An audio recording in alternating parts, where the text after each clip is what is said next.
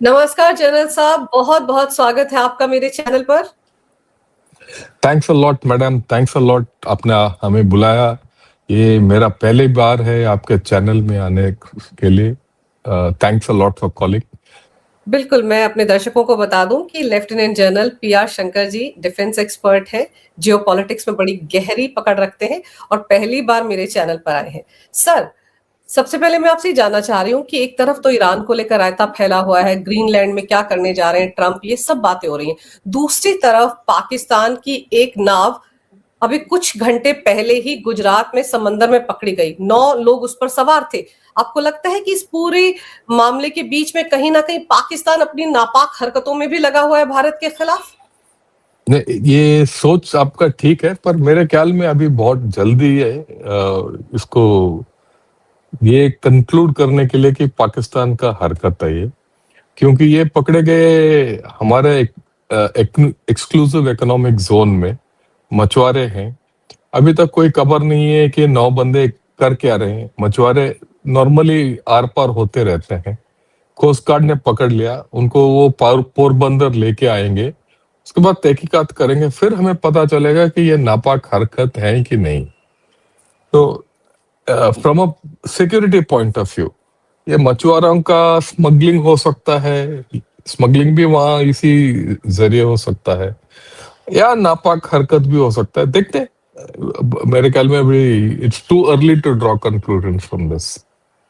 Sir, लेकिन अगर हम 26/11 मुंबई आतंकवादी हमला याद करें तो वो लोग भी इसी रास्ते से आए थे ना, इसी समंदर के रास्ते से आए थे। और अभी मुल्ला मुनीर ने कुछ महीने पहले ही अमेरिका में खड़े होकर कहा था कि अब की बार अगर हम हमला करेंगे तो जामनगर रिफाइनरी को भी टारगेट कर सकते हैं। तो अगर उनके साथ जोड़कर देखा जाए तो लगता है कि कहीं ना कहीं कुछ घालमेल हो सकता है। आतंकवादी तो किसी भी भेष में आ सकते हैं सर। नहीं, आ सकते हैं, इसमें कोई डाउट नहीं है। पर ये सोचना कि हर ट्रांसग्रेशन जो है ना आतंक में बदल जाएगा, अ, ये हम it will be over assessment of the situation. ये नॉर्मल होता रहता है इस इलाके में। मछुआरे इधर उधर होते, हमारे भी वहां चले जाते हैं, पकड़े जाते हैं, वहां भी आते हैं। हाँ, आप जो बोल रहे हो बिल्कुल सही बोल रहे हो। जो 26/11 में हुआ था वो इसी रास्ते से ऐसे ही आए थे, पर फर्क ये था कि ये हमारे व्हाट एक्सक्लूसिव इकोनॉमिक जोन में आके हमारा एक ट्रोलर को पकड़ा और हाईजैक किया हाई सीज में, और फिर आए थे। ठीक है ना, वो पाकिस्तानी बोट नहीं लेके आए थे, तो थोड़ा फर्क है, अंतर है। पर फिर भी ये हो सकता है। पर इसका जब तक हमें आगे खबर नहीं मिले तो इससे we should not conclude wrongly about the whole affair. पर आप जो बोल रहे हो बिल्कुल सही है।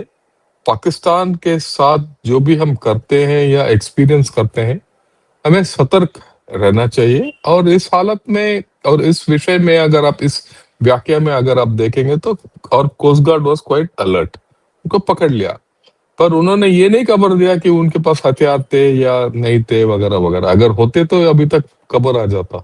बिल्कुल सही कह रहे हैं आप सर, लेकिन सिक्योरिटी के लिहाज से हर शख्स पर, जो खास तौर पर पाकिस्तान से आ रहा है, शक करना आज की तारीख में तो लाजमी है। बाद में भले या, ही या, इनोसेंट जाए, या लेकिन इसमें दो राय नहीं है। और इसीलिए तो हमारे कोस्ट गार्ड ने उनको पकड़ लिया, और वो पोरबंदर लेके आ रहे हैं तो वो करेंगे। तो it's a normal thing. Border LC के ऊपर भी कुछ लोग आर पार होते रहते हैं, कोशिश करते हैं, मारे भी जाते हैं। सो सतर्क रहना ठीक है, बट ओवर रिएक्ट करने के भी मेरे ख्याल में जरूरत नहीं है।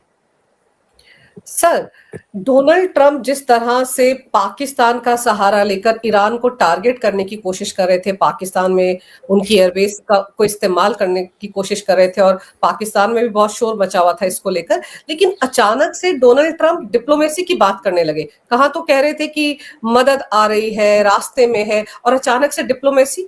कुछ बदला है क्या पिछले 24 घंटे में ईरान और अमेरिका के बीच में? नहीं, कुछ बदला नहीं, कुछ हुआ नहीं, ऐसे ही है स्थिति ईरान में, ऐसे ही है। पर ट्रंप ने पहले बार क्यों बोला जो बोला, उसके बाद वो पीछे मुकर गया और पीछे हट गया, क्यों बताया? उसको समझने के लिए हमें वी शुड गो बैक कि ईरान का क्या हालत है आज के दिन। जब तक हम ये नहीं अंडरस्टैंड करेंगे कि एक्चुअल ईरान का क्या हालत है, ये भी हम कंक्लूड कर नहीं सकते कि ट्रम्प ये क्यों कर रहा है। तो कुछ समय उसके ऊपर मैं एक्सप्लेन करूंगा ईरान में क्यों ये प्रॉब्लम शुरू हुआ।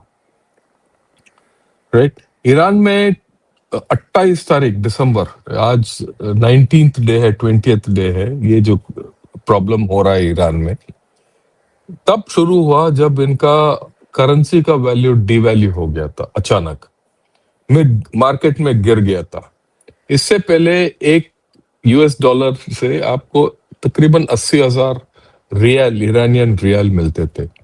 आज उस दिन वो एक यूएस डॉलर के लिए 1.4 मिलियन ईरानियन रियल्स हो गया था, तकरीबन 40 to 50% डिवैल्यू हो गया। उससे क्या है, लोगों का जो भी सेविंग्स है वो खत्म हो गया और प्राइसेस सब बढ़ गए। इनफैक्ट फूड इन्फ्लेशन वहां ईरान में ओवरनाइट 70% हो गया। तो उससे क्या है कि बाजार बंद हो गया उस दिन। बाजारियों ने, सबसे पहले ये शुरुआत हुआ बाजार में, और बाजार ने बंद कर दिया अपना, और आज तक बाजार खुला नहीं। राइट, और उससे क्या है, लोग तो सड़क पे उतर आए, 4-5 दिन वो सड़क पे उतर आए। राजनीतिक तौर पर उनका जो प्रेसिडेंट है पेस्केशिया, उसने कोशिश किया कि किसी तरीके से स्थिति को संभाले, पर संभला नहीं। फिर जब हिंसा भी शुरू हो गया, जब हिंसा कुछ शुरू हो गया, कुछ प्रोटेस्ट ज्यादा बढ़ गए, तो ये रिजीम ने आके गोली चलाया। उससे रिपोर्ट्स ये मिल रहे हैं कि कहीं 500 लोग मर गए, कहीं 2000 लोग मर गए, कहीं 3000 लोग मर गए। तो ये स्थिति, ये हाल है। राइट, बट इसके बाद जो है ईरान में प्रोटेस्ट कम हो गए। जब लोग मरने शुरू हुए तो तब ट्रम्प ने ये ऐलान किया कि देखिए इतने लोग मार रहे हो तो हम आके आपको इंटरवीन करेंगे और मदद आ रहा है, यही उसने ऐलान किया था। पर जैसे उसने ऐलान किया था, ईरान में इन्होंने प्रोटेस्टर्स को मारना बंद कर दिया। जैसे उसने मारना बंद कर दिया तो उसने बताया कि भाई मेरे को, और ईरान ने जाके यूएसए को आश्वासन भी दिया कि हम मारेंगे नहीं किसी को। तो प्रोटेस्ट चल रहे हैं, पर थोड़ा कम तादाद में चल रहे हैं, पर कोई मर नहीं रहा। पर ये जो खुमैनी और उसका पूरा गठबंधन का पकड़ ईरान के ऊपर मजबूत है अभी भी। तो इस स्थिति में ट्रम्प अंदर नहीं गया, वो मुकर गया। पर इसके साथ साथ मैं 2-3 चीज और बताना चाहता हूं। ये जो भी हो रहा है ईरान के अंदर, उसमें क्या है कि अगर आप पहले के तुलना में देखोगे, पहले रेजिम चेंज जो ईरान में हुआ था वो 78-79 में हुआ था। और 78-79 में जब रेजिम चेंज हुआ था तो शाह ऑफ ईरान को निकाल के अयतुल्ला कोमेनी को लाया गया था। और अयतुल्ला कोमेनी कहाँ था उन दिनों में? वो फ्रांस में था। इसका रेजिम चेंज किसने किया? सीआईए ने किया, और कम्युनिस्टों के मदद से ये रेजिम चेंज किया गया था। और ये रेजिम चेंज जब हुआ था, तकरीबन जब से ये ईरान के अंदर प्रोटेस्ट शुरू हुए, तब तक till the time the Shah was kicked out of Iran, that was in January 79, मेरे ख्याल में 16 जनवरी या 17 जनवरी को शाह को निकाल दिया गया। वो इजिप्ट गया, इजिप्ट से वापस नहीं आया। 1 साल लग गया था, 1 साल। और उसके बाद अगले 2-3 दिन के बाद अयतुल्ला खुमैनी आया। उसके बाद उसने अपना रेवोल्यूशन शुरू किया, और उसमें 2 बार बहुत लोगों को कत्ल हो गया वहां। राइट, बेरहमी से कत्ल हो गया। और ये टोटल अगर आप वो रेवोल्यूशन देखेंगे तो वो तकरीबन 17 महीने का था। अभी तो सिर्फ 20 दिन हुए। तो ये टाइम है इस रेवोल्यूशन में, ये कहीं इधर उधर नहीं जा रहा है। सबसे पहले दूसरी बात यह है कि उस वक्त और अभी का देखोगे तो जब शाह को निकालना था, एक दूसरा पावर सेंटर था अयतुल्ला का। ये मुल्लों का एक पावर सेंटर था और एक लीडर था। इस बार अगर हम देखेंगे, ना बाहर कोई लीडर है, ना अंदर कोई लीडर है, ना अंदर कोई ऑर्गेनाइजेशन है। उस वक्त ऑर्गेनाइजेशन था, बाहर का सपोर्ट भी था। और इंटरेस्टिंग बात यह है कि उस वक्त कभी अमेरिका ये बोल रहा था कि मैं ईरान को ये शाह को सपोर्ट करूंगा, कभी इनको सपोर्ट करना। लास्ट में अमेरिका ने जाके अयतुल्ला खोमेनी को सपोर्ट किया, तो इसीलिए शाह को हटाया गया था उस वक्त। तो उस वक्त और अभी का अगर आप हालात देखेंगे तो बिल्कुल अलग है, नंबर एक। नंबर दो, 2005 2012, 2017-18 और 2023 में भी ईरान में प्रॉब्लम्स हुए हैं। 2012 में इलेक्शन के जरिए हुआ था, इलेक्शन छीन लिया गया था। अहमदीनेजाद जो उस वक्त का प्रेसिडेंट था, उसके अगेंस्ट आरोप था कि इसने इलेक्शन छीन लिया, तो उसके अगेंस्ट लोग खड़े हुए थे और भगदड़ मच गया और एक प्रोटेस्ट मूवमेंट हुआ। पर वो प्रॉब्लम एक और दो गुटों के बीच में था। आप 2012-13 के जो प्रोटेस्ट में देखेंगे तो उस वक्त आर्थिक स्थिति ठीक नहीं था, पर और चला गया, पर पॉलिटिकली स्थिति ठीक था, तो ईरान वापस आ गया। 2023-24 जब प्रोटेस्ट हुए थे, उस वक्त एक लड़की 19 साल का मैसा अमीनी, उसको इन्होंने गिरफ्तार किया और ये जेल में वो उसका दम घुट गया था, इन्होंने मार दिया था एक्चुअली। तो उसके बाद बटाकुटा वहां प्रोटेस्ट, पर वो भी वहां दबाया गया। अब की बार जो पिछले बार की जितने स्थिति है वो है ही नहीं इधर अभी ईरान के अंदर। ईरान के अंदर एक सिंगुलर आइडियोलॉजी है, एक रिजीम है, एक थियोक्रेटिक रिजीम है ये, और ये एक सिक्योरिटी स्टेट है। क्योंकि ये मैं बता रहा हूं ताकि सबको समझ में आए कि ईरान के अंदर क्या हो रहा है। अगर वो समझ में आ गया तो बाकी सब कुछ अपने जगह पे हो जाएगा। और ये सिक्योरिटी स्टेट के हिस्से कौन है? एक तो खमेनी जो मुल्ला है मेन अयतुल्ला, उसके साथ 12 और अयतुल्ला हैं, राइट। ये ग्रैंड अयतुल्ला है, उसके साथ और 12 मुल्ले हैं जो एक ग्रैंड काउंसिल बनाते हैं। उसके आगे नीचे एक प्रेसिडेंट है, और उसके साथ साथ है आईआरजीसी है, बसीज है, इंटेलिजेंस है, पुलिस है। और ये सब जो है वो इंडिपेंडेंटली किसी और को रिपोर्ट करते हैं। उनका सिस्टम ये है। आईआरजीसी जो है वो सीधा खमेनी को रिपोर्ट करता है, वो प्रेसिडेंट के नीचे नहीं है। बसीज जो है वो काउंसिल को रिपोर्ट करता है।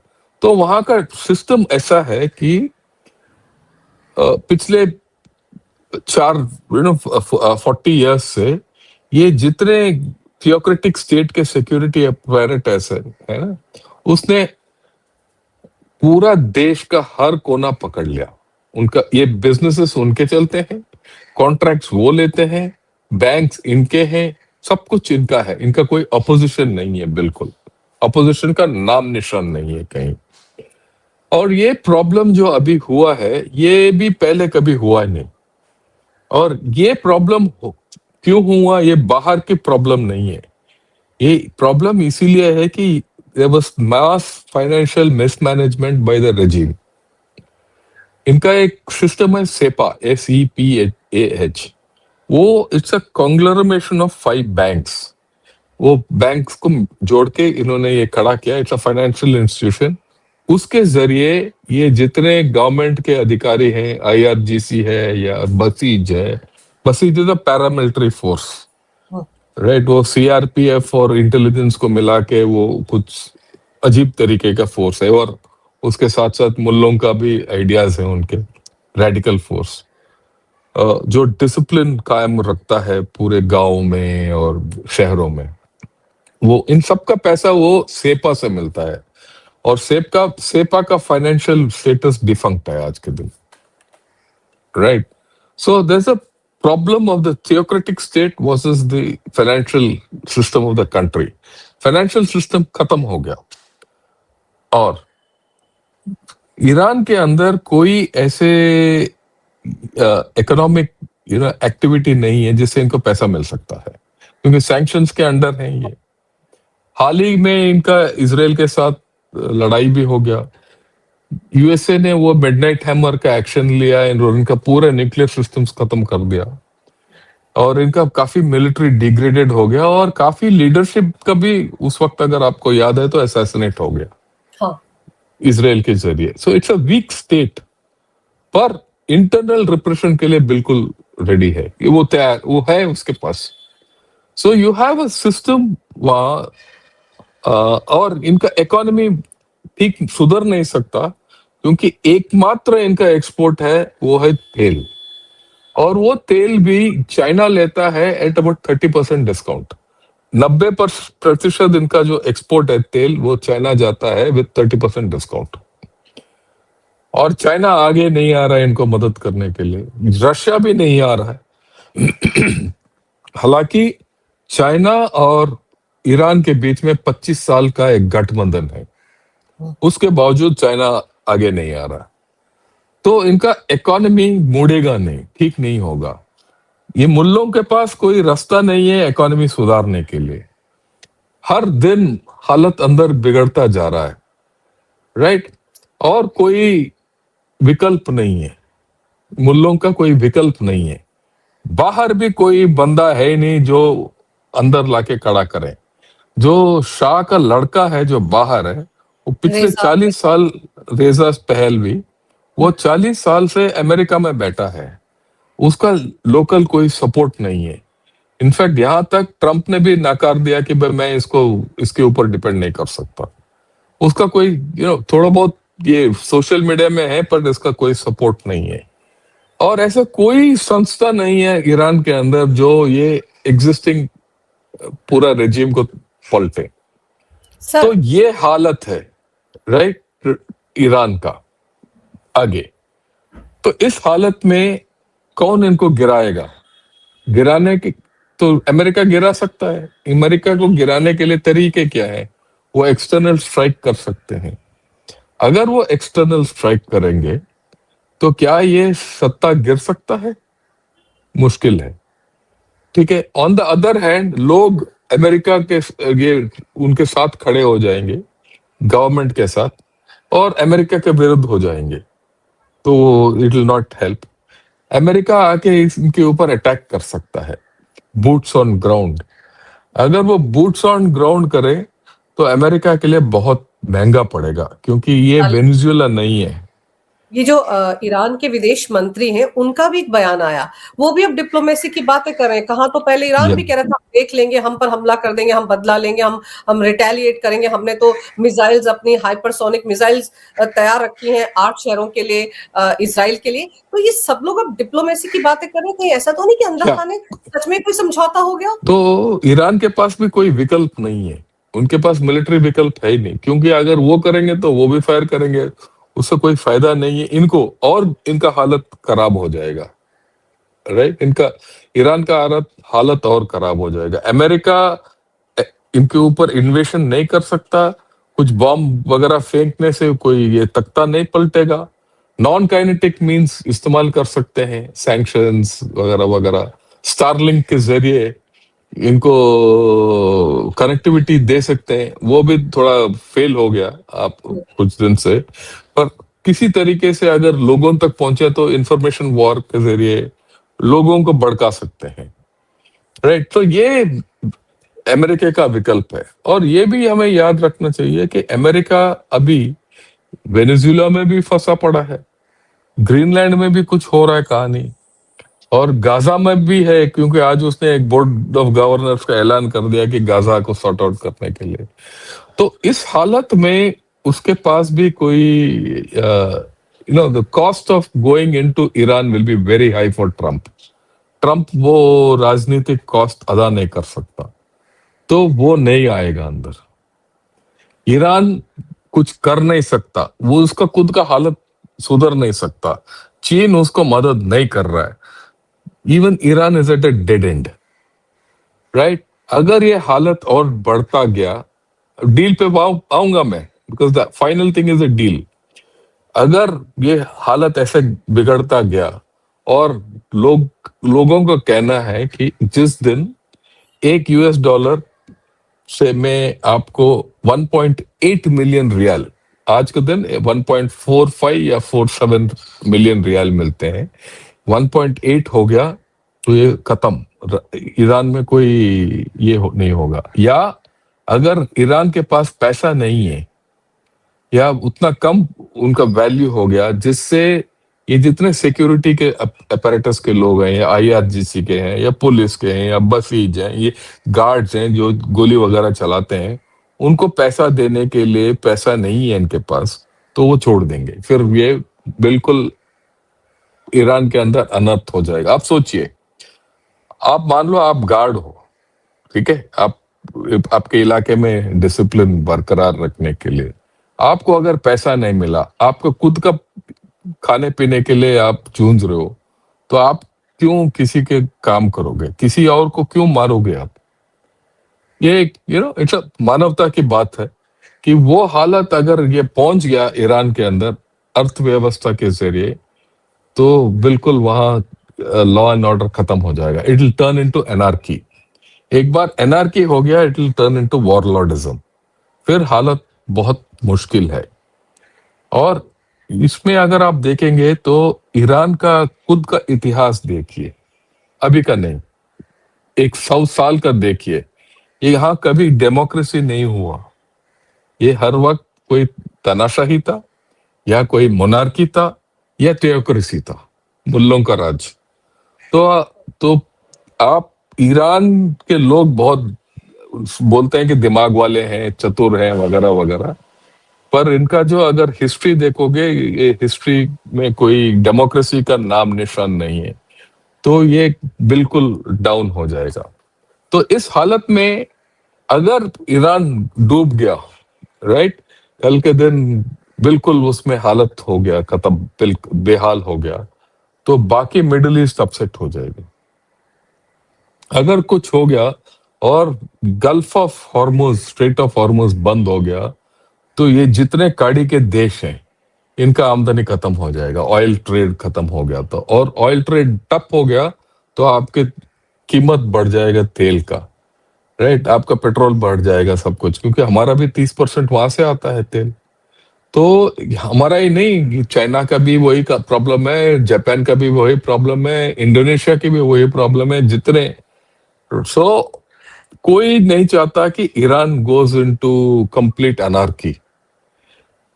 सो एंड अगर वो सब हो गया तो America will have to come and do the whole thing here. So इसीलिए तो अब की बार, राइट, समझौता करना मुनासिब होगा सबके लिए। ईरान भी टाइम मांग रहा है कि अब हम समझौता कर लें, यूएसए भी टाइम मांग के लिए भी टाइम है, क्योंकि USA has not at got the strength in that area. दो इनके कैरियर ग्रुप्स आ रहे हैं, वो अगले 2-3 दिन में आ जाएंगे। एक बार वहां आ गए तो हालत और स्थिति कुछ और हो जाएगा। But at this time everyone wants time there, वक्त की जरूरत है फैसला करने के लिए। और इसके लिए ऑलरेडी ओमान के जरिए कुछ बातचीत चल रहा है ईरान के साथ कि किस तरीके से क्या करें। लोग बोल रहे हैं कि ट्रंप का डील शुरू हो जाए। ट्रंप भी डील कर ले सकता है कि किस तरीके से, ठीक है, वो आपका परमाणु हथियार या जो भी फैसिलिटीज हैं हमें हैंड ओवर कर दो, वगैरह वगैरह। पर प्रॉब्लम यह है कि Iran doesn't honour any deal. इसका इतिहास है, right. Iran has got the most repressive information system और फायरवॉल। अब चाइना के बाद यही एक देश है जो किसी को अंदर आना नहीं देता। उन्होंने इंटरनेट बंद कर दिया, सब कुछ बंद कर दिया। तो ईरान के अंदर क्या हो रहा है हमें सबको, किसी को पता नहीं है। तो अगर अंदर क्या हो रहा है हमें पता नहीं है, उसके साथ आप डील कैसे करोगे? ट्रंप का प्रॉब्लम यह है।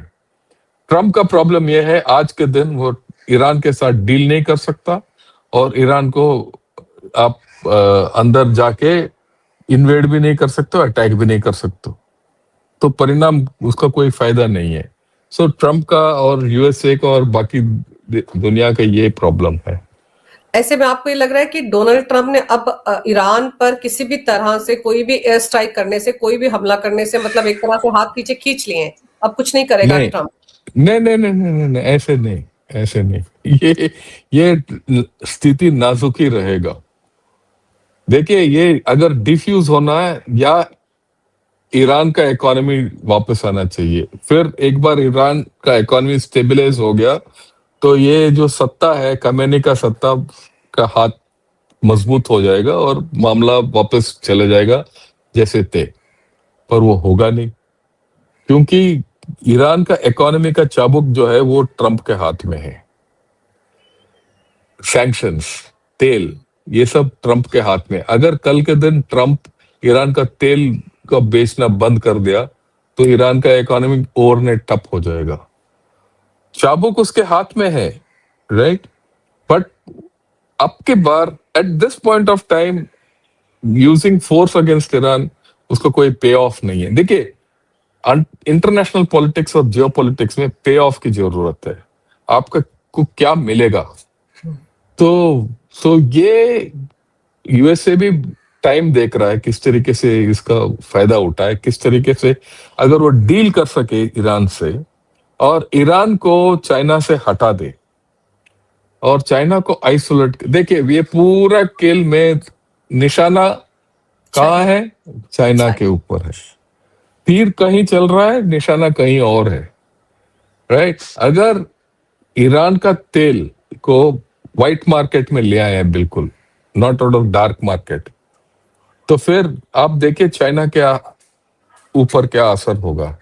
उनको तेल जो है ना ओपन मार्केट में खरीदना है। ऑलरेडी वो वेनेजुएला में ओपन मार्केट में खरीदने से मजबूर हो गए। यहाँ भी अगर उनका ये हो गया तो उनका उनका अर्थव्यवस्था लुढ़क जाएगा। और कल के और रशिया के तेल के एक्सपोर्ट के ऊपर ऑलरेडी उसने 25% 500% का धमकी दे रहा है। तो Trump is trying to control energy trade in the world. इसके जरिए अगर वो कर देगा तो चाइना लुढ़क जाएगा या चाइना के ऊपर दबाव आ जाएगा काफी। उससे क्या है कि उसका रेयर अर्थ का फ्रीडम हो जाएगा। खेल इसमें बहुत लेयर्स हैं। सो आई डोंट थिंक ये ट्रंप जो खेल खेल रहा है ईरान के साथ वो नपीतुली खेल है। और जो ट्रंप बोलता है और जो ट्रंप करता है वो दो अलग चीजें हैं। आज तक आप देखिए ट्रंप ने जो भी बोला है वो ही करके दिखाया नहीं, वो करता कुछ और है। सो ये अगर आप सोचते चलोगे कि मैं आज नहीं जाऊंगा, कल नहीं जाऊंगा, ना, वो कब जा सकता है, क्या करेगा, ये भी नहीं बता मैं। सो हालत नाजुक नाजुक रहेगा।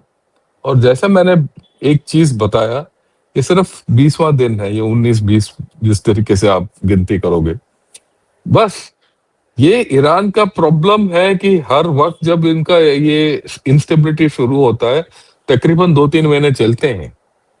तो ये टाइम है, अभी अभी अभी तक टाइम है।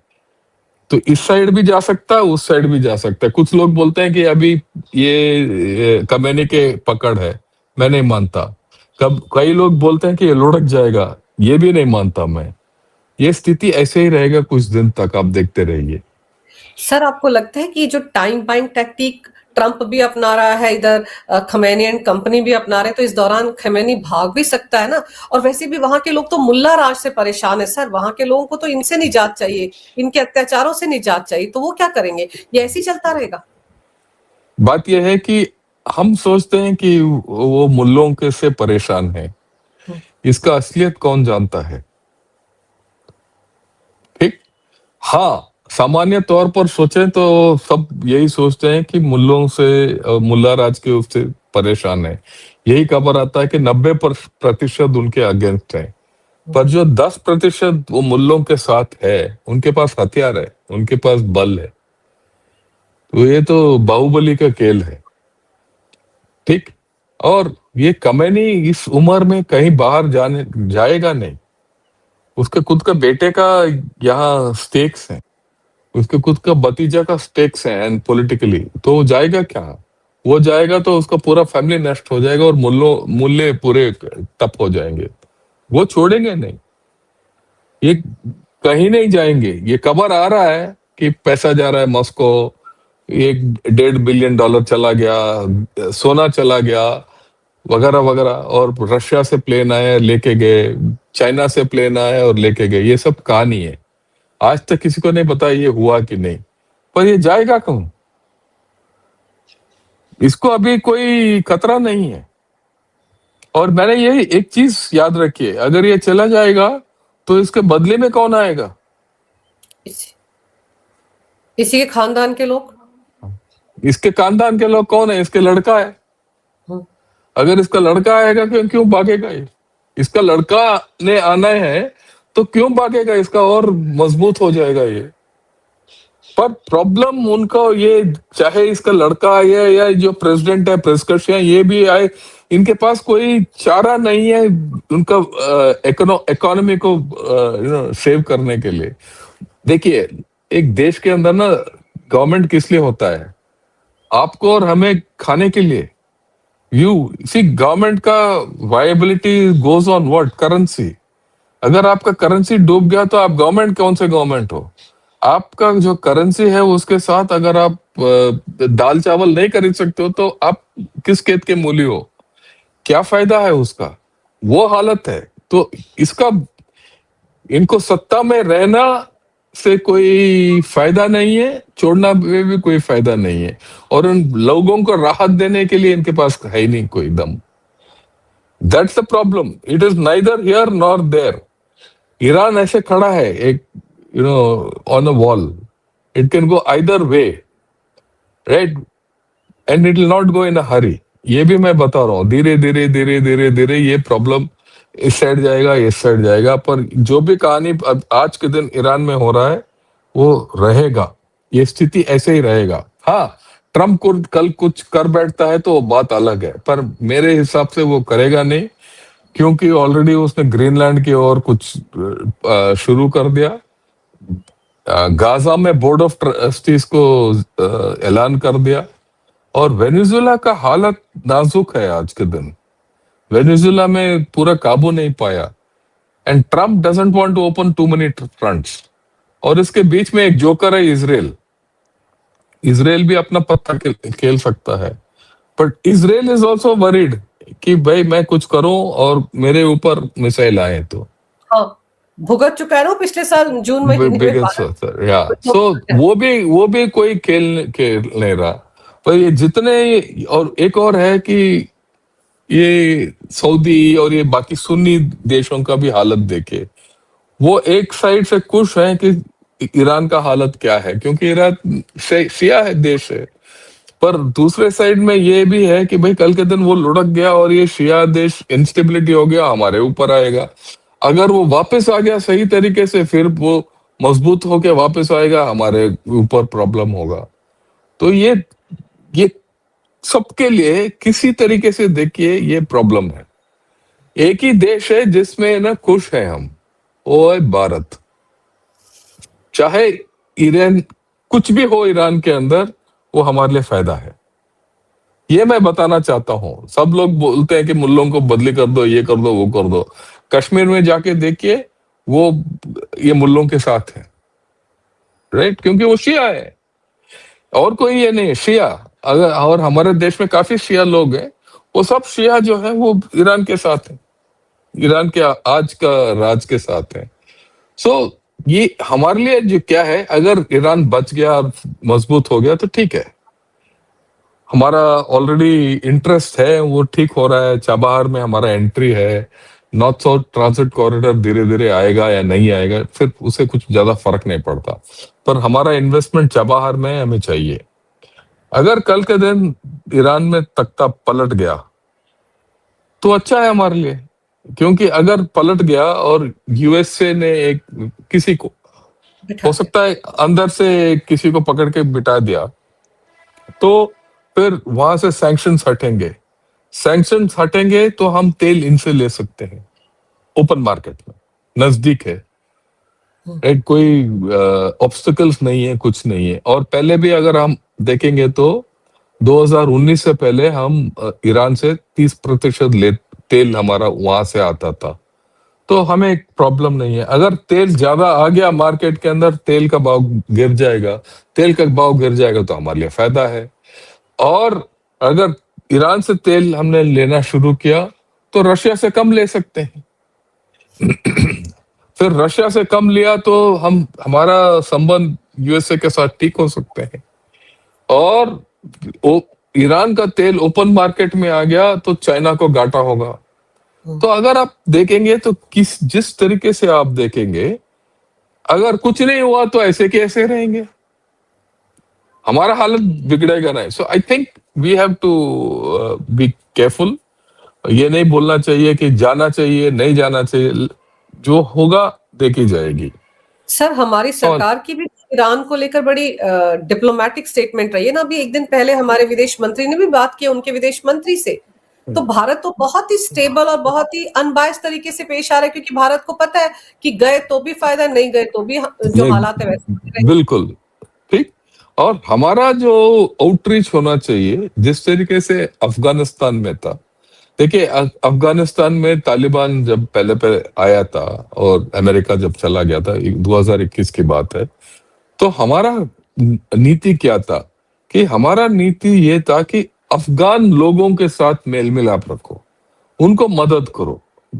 गवर्नमेंट सत्ता बदल सकता है पर लोग हमारे उनके पीपल टू पीपल कांटेक्ट होना चाहिए। वही नीति यहाँ भी है हमारा। Our contact is with the Iranian people. They are a civilizational force. We are a civilizational nation. हमारा भी civilization है, उनका भी civilization है। तो people to people contact के ऊपर हम ज्यादा यकीन रखते हैं। तो उस लिहाज से देखें, ठीक, आज के दिन मुल्ला है तो उसके साथ जिस तरीके से डील करना है कर लेंगे। कल के दिन और कोई आएगा, मुल्ला ने तो कोई और आ जाएगा, उसके साथ हम डील कर सकते हैं। तो अगर उस तरीके से देखें तो हमारा रवैया आज तक नपीतुली रवैया है और बिल्कुल सही है। बिल्कुल सही कह रहे हैं आप सर। अब हालात पर नजर रखनी होगी कि किस करवट ऊंट वहां पर बैठता है। ट्रंप क्या करते हैं, जो नहीं कहते वो भी कर डालते हैं। अभी 2 दिन से तो लग रहा था अब हमला किया, तब हमला किया, फिर अचानक पीछे हट गए। क्या पता सर, जैसे पीएम मोदी के बारे में कहा जाता है ना कि खीर को ठंडा करके खाते हैं वो, आनन फानन में एक्शन लेते। हो सकता है डोनाल्ड ट्रंप ने ये सीख लिया हो पीएम मोदी से, इसीलिए इतने प्रेशर में आ गए कि अब नहीं करता हूं, बाद में करता हूं, आराम से करता हूं। जब पूरी दुनिया को लगेगा कि अब कोई एक्शन नहीं कर रहे हैं डोनाल्ड ट्रंप, तब एक्शन करेंगे। हो सकता है ये भी हो। लेकिन आपने बड़े विस्तार से समझाया कि वहां हालात क्यों खराब है और भारत के लिए क्या फायदा है और चाइना के लिए किस तरह से मुश्किल की घड़ी है। सर, आपने मेरे लिए समय निकाला, बहुत ही विस्तार से ये सारी जानकारी मेरे दर्शकों को दी। आपका बहुत बहुत धन्यवाद। नमस्कार। भारत माता की जय। नमस्कार। वंदे मातरम। जय हिंद। जय हिंद।